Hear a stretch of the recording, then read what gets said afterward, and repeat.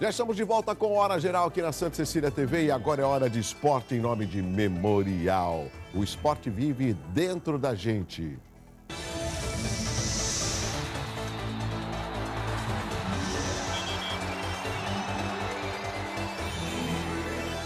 Hoje tem amistoso na Seleção Brasileira de Futebol com um time de jogadores de Copa do Mundo. Com veteranos e estreantes, o Brasil enfrentará a Colômbia em Miami, nos Estados Unidos, às 9h30 da noite. A partida marca a reestreia de Dunga no comando da seleção e o reencontro dos jogadores Neymar e Zúñiga. O jogador colombiano foi o responsável por tirar o Neymar da Copa do Mundo no Brasil. O próximo amistoso, esse próximo amistoso acontecerá contra o Equador na terça-feira em Nova Jersey. Bom, meu amigo convidado Fábio Lopes Correia da Silva, biólogo e parasitologista. Fábio, tudo bem? Tudo bem, como vai? Fazia tempo que eu não encontrava com você. É verdade. Mas você sempre trabalhando. Não tem jeito. Ô, Fábio, eu já vou entrar num assunto que me causou muita preocupação. Recentemente saiu uma reportagem no Jornal da Tribuna e uma vez eu entrevistei na rádio, quando eu estava na Rádio Saudade, que você foi muitas vezes, e você me deu um dado na época, isso foi acho que em 2008, de aproximadamente de 5 a 6 ratos por habitantes. E essa última reportagem na Tribuna falava em 10, ou seja, essa população de ratos vem crescendo em Santos? Vem, e tende a aumentar, não só em Santos, como na Baixada Santista, né? É uma opção realmente da população por conta do descarte incorreto de orgânicos, principalmente, né? E muitas vezes até de entulho, de outros elementos que permanecem na natureza e fazem com que o roedor tenha abrigo. Certo. Né? Então isso é ruim para o ser humano, mas é ótimo para os roedores, né? Agora, existe a diferença, Fábio, com relação ao rato, a ratazana e o camundongo, né? São três? Sim. São 3 espécies urbanas que existem. Essas espécies são muito incidentes em área urbana. Então a gente tem a ratazana, que é o rato que veio da Noruega, que é o rato norvégicos, que vive em fossos, que ele faz túneis. Temos o rato, que é os ratos que vivem em locais altos, que se instalam em telhados, que tem essa habilidade de escalar. E temos o camundongo, que não é um rato, é um roedor, mas não é um rato, que é o gênero Mus musculus, que vive dentro da casa, que vive na lã de vidro do fogão, que vive naquela gaveta no fundo da casa. Então ele se instala e ele tem uma área de abrangência ali de mais ou menos 5 metros, o rato de 10 a 15 metros e a ratazana de até 50 metros no entorno. Então beiras de canal, sejam asfaltados ou não, locais onde o solo é aparente, de terra, a gente tem maior incidência de ratazanas, que é o que tem muito aqui na Baixada Santista. Só para lembrar um pouco, meu amigo Fábio, não sei se você se lembra, você é bem mais jovem do que eu, na época o saudoso Oswaldo Justo, para tentar diminuir o número de ratos na orla, ele acabou contratando aí alguns gatos. E aí resolveu para um lado e piorou no outro, que começou a aparecer o bicho geográfico, porque os gatos faziam as necessidades na areia da praia, por exemplo. Sim. Agora, essa conta, esse ciclo, ele é correto de você colocar o gato para tentar exterminar com o rato? De forma alguma. Veja, hoje com o advento do pet, né, das pet shops, o que a gente percebe é que os gatos pouco se alimentam de roedores. E a estratégia de reprodução dos roedores é completamente diferente da dos gatos, né? A dos roedores, ela é explosiva, né? Porque os roedores, eles vivem em sociedade promíscua. Rato e ratazana, eles têm um cruzamento de mãe com filho, de filho com irmã, de irmã com pai, ou seja, é explosiva. Gato já não é dessa maneira, já tem uma outra forma, né? Outra estratégia de reprodução. Então, a gente não tem gatos como controladores de roedores, não é uma regra. Agora, a questão de geoeumintoses, né, de vermes, de larvas que permanecem no solo, que tem uma relação próxima ao ser humano, isso é verdadeiro. A larva migrans, por exemplo, é uma doença de animal que nos seres humanos ela não consegue completar o seu ciclo.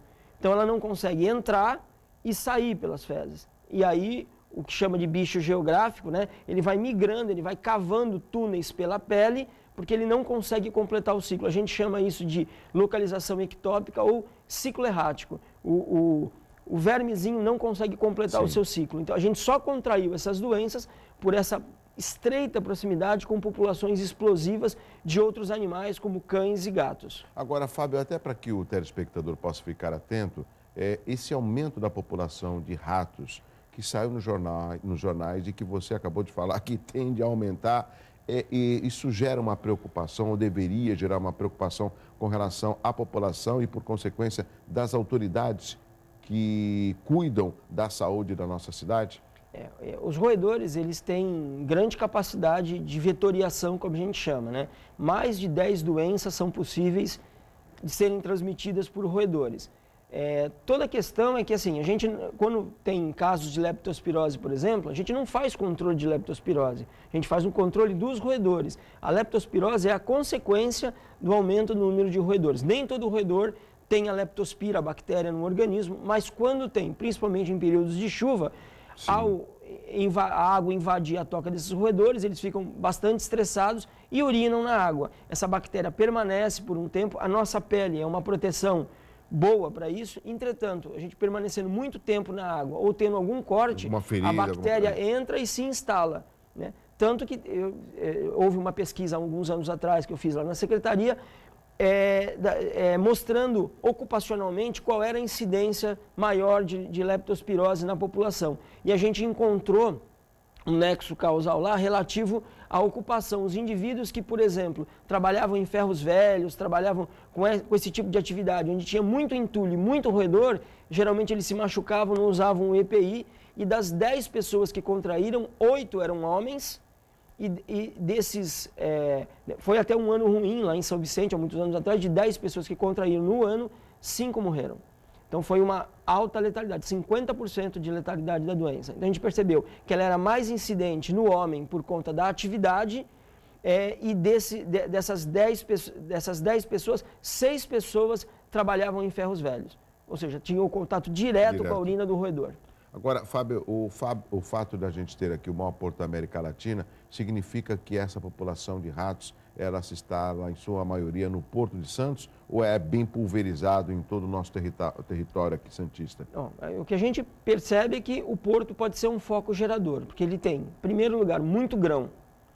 Segundo lugar, tem muito local abandonado. Terceiro, ele está muito próximo, né? Ele tem uma comunidade do entorno ali que sofre influência direta do porto. Em pesquisas no porto, nós vimos em alguns terminais de grão uma população de roedores explosiva, né? E o roedor, ele mesmo controla a sua população. Se a comida é escassa, as fêmeas passam a comer os filhotes. Elas têm a cria e comem os filhotes de volta. Se a população explode, elas passam a não tomar esse cuidado, não fazem esse controle, só fazem mini colônias instaladas de 50 em 50 metros e aí esses filhotes são expulsos, né? Para montar outras colônias. Então, realmente é explosivo. O porto tem grande responsabilidade nisso.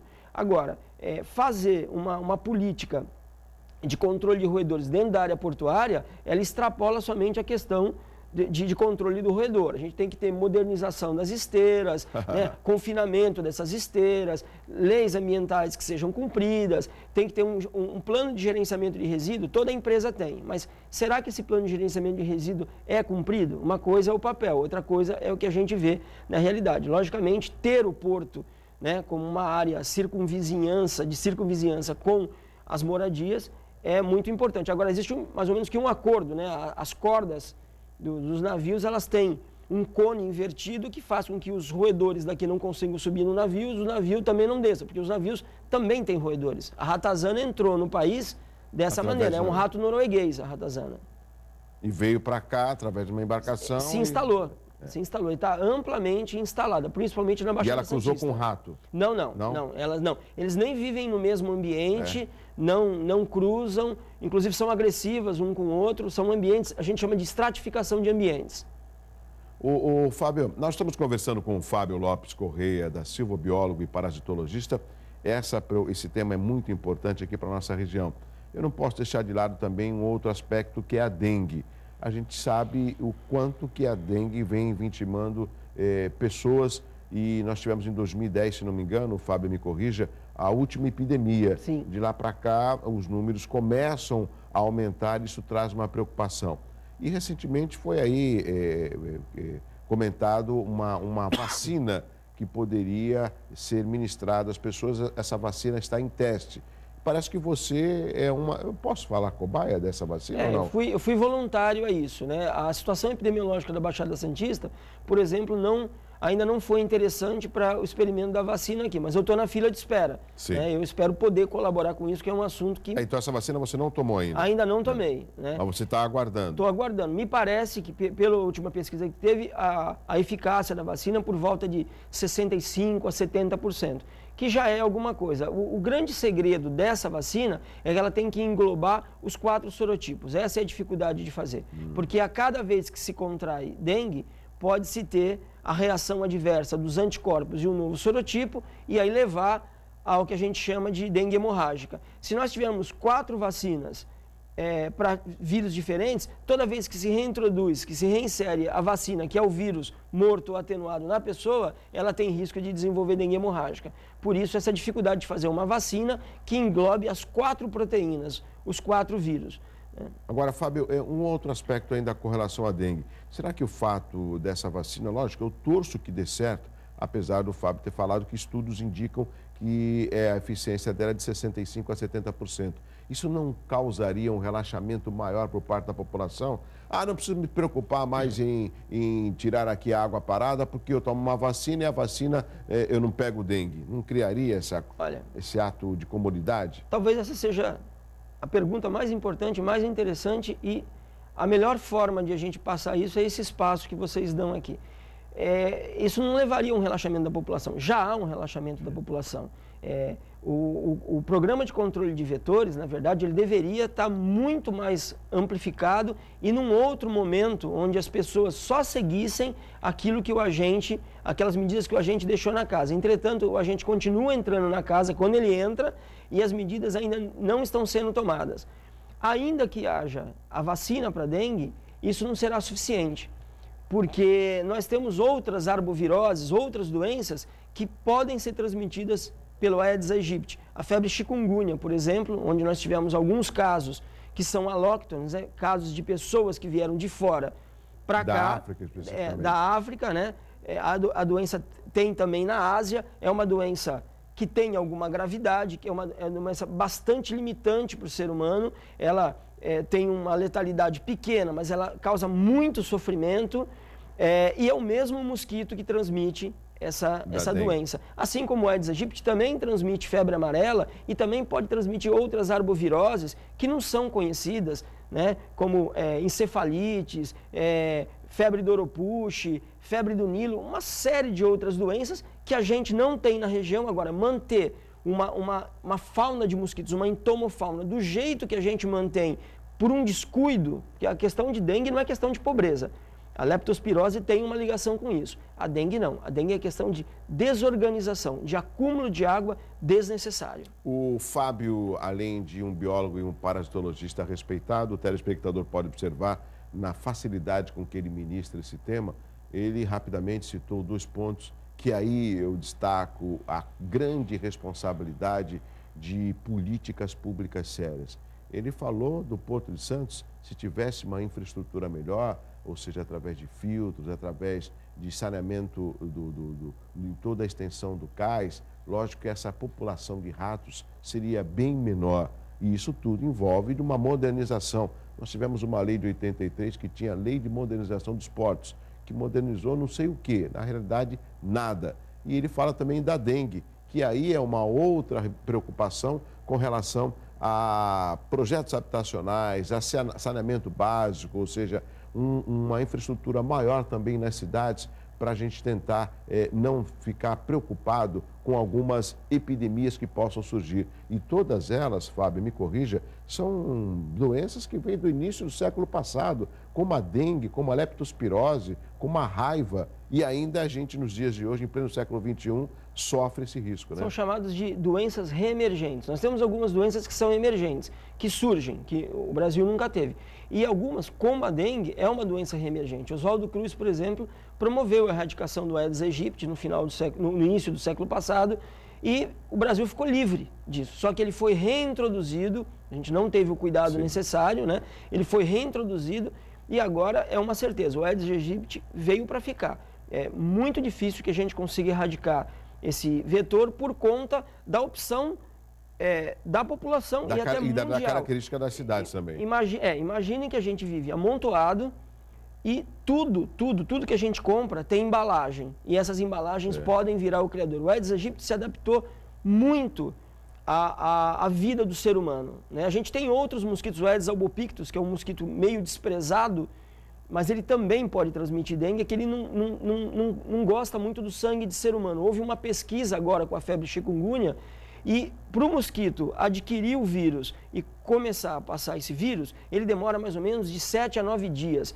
Eles pegaram mosquitos Aedes albopictus do Brasil e ele ficou em condições de transmissão em 2 dias. 2 dias. Então, Fundação Oswaldo Cruz e Instituto Pasteur fizeram essa pesquisa e foi divulgado dados preliminares. E que originou essa vacina que ainda está em teste. E aí tudo isso gera uma demanda dessa vacina e a gente espera que, logicamente, a coisa melhore. Rápido intervalo, na sequência tem perguntas pelo 3041-6777. Estou conversando com Fábio Lopes Correia da Silva, biólogo e parasitologista. É muito rápido.